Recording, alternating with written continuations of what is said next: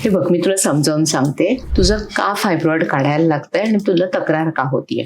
हे गर्भाशयाचं मुख आहे, हा योनी मार्ग आहे, ही आतली कॅव्हिटी आहे की जिथे बाळ राहतं.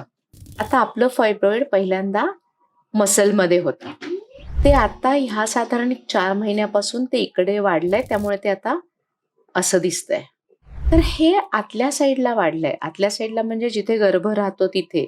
जे हे म्युकसचं लायनिंग आहे ना, दर महिन्यामध्ये पिरियडच्या वेळेला ते पडून जातं, त्याला आपण पिरियड झाले असं म्हणतो. तर त्या बाजूला ह्या फायब्रॉइडची वाढ व्हायला लागली आहे आणि त्यामुळे तिला आता हेवी फ्लो व्हायला लागलाय.